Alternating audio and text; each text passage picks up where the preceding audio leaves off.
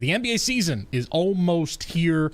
We're going to do a little bit of a preview here for obviously on the court, but how certain guys, certain players maybe that we think are going to break out, not only on the court, but maybe in the hobby. But I think first, let's talk about the guy we were just talking about, the record breaker in the hobby, is now signing a huge deal to stay in Milwaukee. Giannis, the back-to-back MVP, is staying put with Milwaukee, sort of bucking the trend of this generation of NBA players. I think it's cool, to be honest, that he is deciding, you know what, I'm going to stick it out here. I'm going to try it here. I'm going to try to win here. Maybe flexing his muscle a little bit more with the GMs in the front office saying, here's who I want. Apparently, the two guys he asked for this offseason were Bradley Beal and Bogdanovic, and the Bogdanovic deal obviously fell through in a bit of a kind of an embarrassing way, to be honest. Yeah, that was bad. But what do you guys think? What does this do for his value in the card game? Clearly, it doesn't seem it doesn't matter if he's playing in Milwaukee or if he's playing on the moon. Like, it's Giannis. He's this good. What does it do for the hobby? And then just how do you guys feel about him just staying put in Milwaukee, what it does for his chances of, like, maybe making that ascension to becoming an NBA champion? Can he do it in Milwaukee?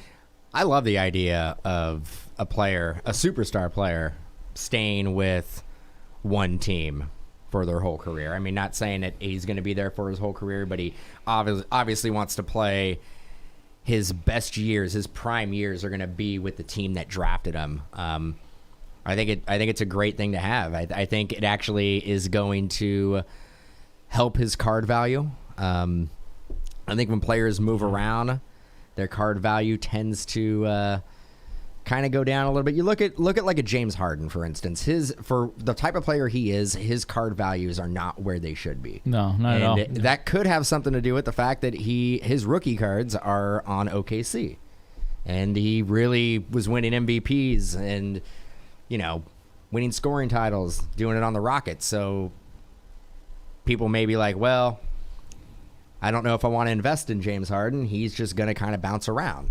Mm-hmm. By basically signing Giannis, they made Milwaukee a go-to spot for marquee free agents. It's going to be a lot easier to sign players who are free agents, who are top players in the league, who can come to Milwaukee and play with Giannis. Yeah. So I think it's good for basketball, and I think it's good for the hobby. I actually agree with Dan.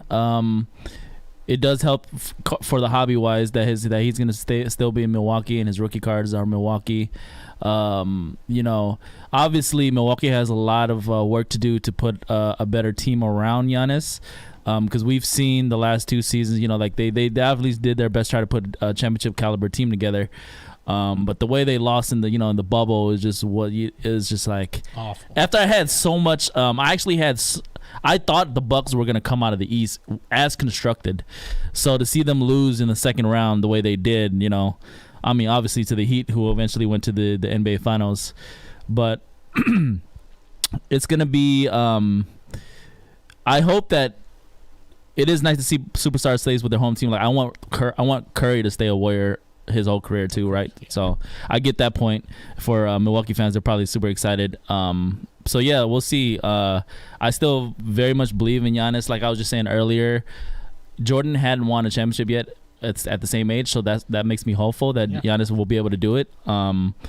But Jordan got some real help in Chicago, and Milwaukee's going to have to do that for Giannis. Yeah, they have to, because, they tried this offseason, but, what did try and get them? Drew Holiday, who's not a bad player by any means. He's a very good player. Upgrade, yeah. He's an upgrade over Bledsoe. He's definitely an upgrade, but, is Chris Middleton, Giannis, and Drew Holiday going to dethrone LeBron and AD? I just don't see it, So I hope it works out, and I hope that maybe in a year or two, a big-time superstar says, yeah, you know what, I am going to go there. Like a Bradley Beal would be awesome for that team.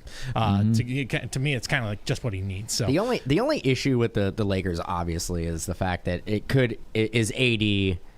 He stayed relatively healthy last year. He needs to stay healthy for them to be a championship caliber team. Yeah. I love LeBron. I don't know if LeBron is at this point in his career going to put a team on his back and carry that team like he did with the old Cavalier teams. So Yeah. I think AD.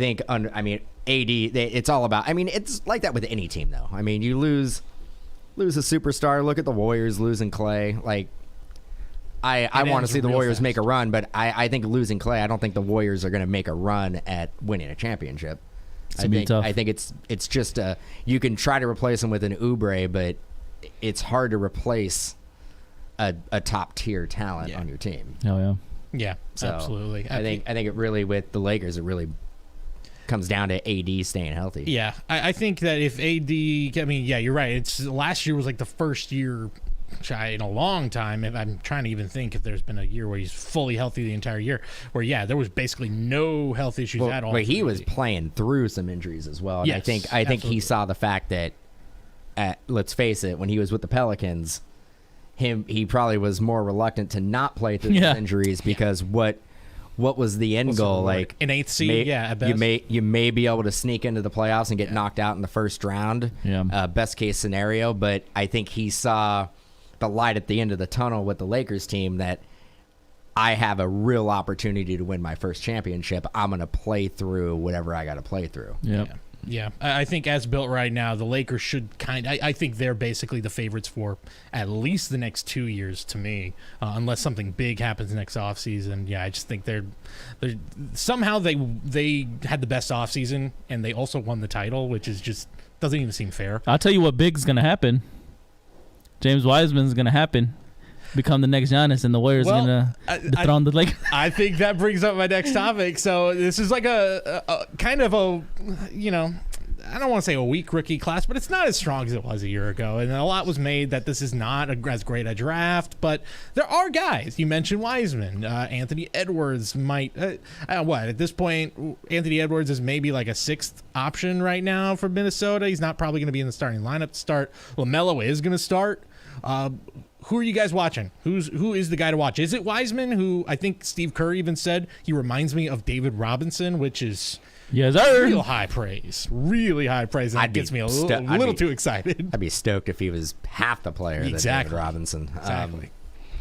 I don't know, man. There's going to be a rookie that's in this class that we're not talking about right now that is going to pop, and everybody's going to start collecting. Yep. And that's probably going to happen. That's going to probably happen immediately. And then it's going to be the what if. Oh man, I should have been collecting so and so. Like it's gonna happen. Somebody's going to start the season hot. One of these rookies. Absolutely. Yeah. Now, Wiseman, I don't think he's going to be that guy. I think he's going to make the Warriors better, but he isn't a player that the hobby kind of gravitates towards and really collects because he's a big man. Yep. For the most part. Unless he turns into the next Giannis. Yeah, well, it's a possibility. I agree with you. I hope so. LaMelo, I've been critical of all the balls, but including LiAngelo. Move on from that. Including LiAngelo, but yeah, man, he's starting out of the gate. he is. So I think you got to go with LaMelo.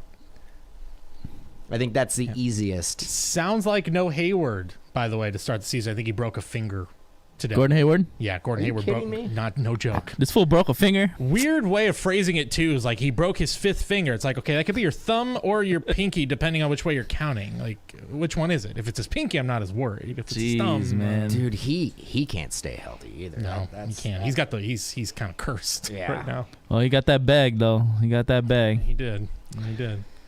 What about you, C-Rad? Who's the rookie? Is it Wiseman for you? I mean, come on. It's a bias. I'm gonna say Wiseman, of course. But when we were talking about the who to look for between Edwards and LaMelo, I'm excited to watch both of them play. There's obviously a ton of kids I'm interested in seeing how they develop. No Zion or John in the draft. It's okay, man. There's gonna be some superstars come out this draft for sure, 100%. I mean, maybe Obi Toppin. That's the guy I think is got the potential. And it would be really something if he was the guy to really turn around the losing culture of the Knicks. And that's a tall order, bro. That's a tall order. I think RJ Barrett's legit. He's good. I think he's legit. Obi Toppin, them together. they could make not a run. They could be fun to watch. But they can be competitive, and Yeah. I think for Knicks fans, I think that's what you can really that's all you can ask for right now is just be competitive and don't be the laughing stock. Of Be the NBA. entertaining. Yeah, have somebody fun to watch, you know? Yeah, That's what it is. hearing people throw out comparisons to like Amari Stoudemire and Sean Marion, I've heard both of those names thrown about Obi Toppin, which feels, like let's pump the brakes a little bit. Well, they need a Steve Nash then, don't they? Yes, exactly. They're going to need They're going to need a facilitator there real quick. But just the brief moments I saw of him in the preseason, there is some explosive moments with Obi. And if he can keep those up, if he can have like highlight reel moments like we've seen, like a guy who's a flash in the pan in New York suddenly becomes a legend for forever and ever. I mean, Linsanity how many years ago now? Like that's still a thing that people talk about with the Knicks. So if you have like one big month, that's all you need sometimes. I think that's the last good thing to happen for the Knicks was Jeremy Lin. Kristaps. Linsanity. Linsanity and Kristaps. But Kristaps is great, but they traded him away. Yeah, exactly. Now he's gone.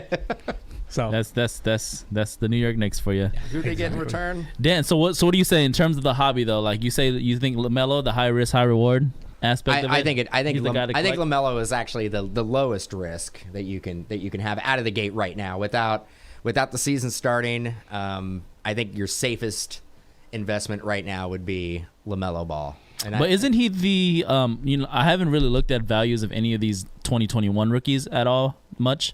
I have looked up LaMelo and Anthony Edwards every now and then when I hit a card on stream, but isn't he the most expensive rookie right now if you're trying to buy a single but card? I'm just saying like as a safe investment, like he's gonna play, he's gonna start, he's gonna put up stats, he is gonna make some highlight passes and stuff like that.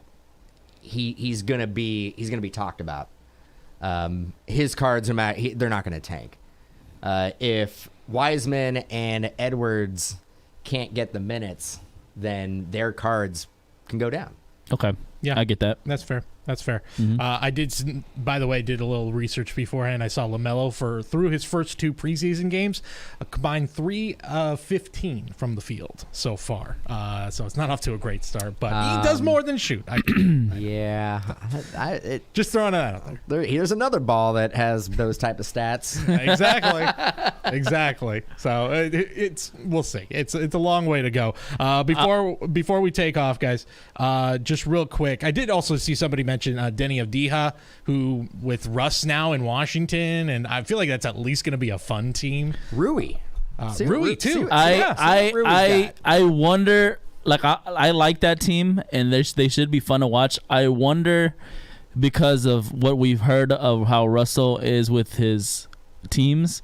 I wonder if that's going to have a negative or positive impact on the younger players of the Wizards, because that's like somebody like Russ is almost like culture changing when he comes onto your team.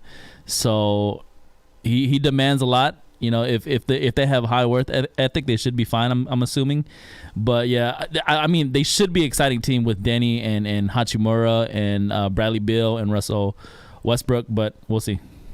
Yeah, and John Wall is in Houston. Correct. I'm rooting for him. He was Kentucky great. boys. Yeah. Boogie and John Wall. Oh, yeah, that's right, Boogie. Yeah, man, Wizards could be good. Yeah. They're at least going to be interesting. I mean, any team with Russ is interesting. But before we leave, real quick, kind of off that same tip, just in general, who's your most improved teams? Who do you think is going to have the biggest drop this year? I think obviously the most improved, seeing KD and Kyrie in preseason already is like, oh my God, like you kind of forgot. Like, KD looks the same like he last when he was playing with exactly. I don't remember. You just forget how good this. I forgot. It's been a while. Yeah, but who do you guys think could be one of the bigger surprises, or maybe a team that you just think is going to absolutely tank this season? Gotta think about that one. You know what? I think they're not. I don't think they're going to tank, but I don't think they're going to be as good as they were last year. I think the Clippers are going to fall off. That is a hot take. That is a hot take. You like that? You like that? I do like that. Let's see. Most improved.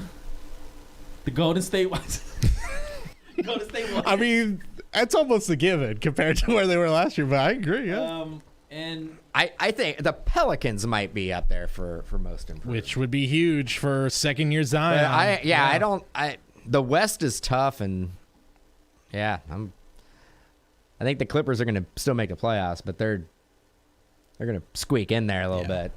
7th seed, maybe. I think I think a team that's going to take a step back, either one or the other, and these teams did extremely well and went pretty far both in the bubble. The Jazz or the Nuggets are going to take a step back. Yeah, I agree with that. I definitely agree with that. I think the Jazz probably more so than the Nuggets, but just based off of, especially like Phoenix looks a lot better this year. I think Phoenix is going to make a big leap with Chris Paul's got it like as much like I feel like he gets disrespected a lot, but all he does is go into places and just win and transform a culture of a franchise. So I feel like he's going to do it again. He's going to be a very positive impact for Phoenix. Yeah, you're right. I didn't even think about that. Yeah. Well, I mean, what? Paul, Booker, and Ayton. Mm-hmm. And CP3 with big men, too. With guys who are, like, talented big men. He gets the best out of those guys, too. I think him and Ayton, that's, like, the underrated connection right there. Yeah. And Paul's got a couple good years left. Oh, yeah. Absolutely. Absolutely. And then, of course, I think Memphis is just destined to make a big leap this year, which, of course, for collectors, second-year Ja, I think is going to be, But most importantly, second-year Brandon Clark. I was going to say, I'm the face of the franchise, Brandon Clark. Like, don't have to, I mean. He's going to be getting a lot of minutes because Jaren Jackson, I believe, is supposed to be out for, like, the first few months, so. Months? Yeah. Damn. Who's a big part of that team if they want to make any kind of noise in the West. Yeah. Jaren Jackson. Yeah. But, I agree with. I like the Suns pick because they were already supposed to be a team that was supposed to be super. They improved last year. The team of the bubble. Yeah, they were the bubble they winners. won every single game, but they still didn't make it. But then that gave people hope for this upcoming season here.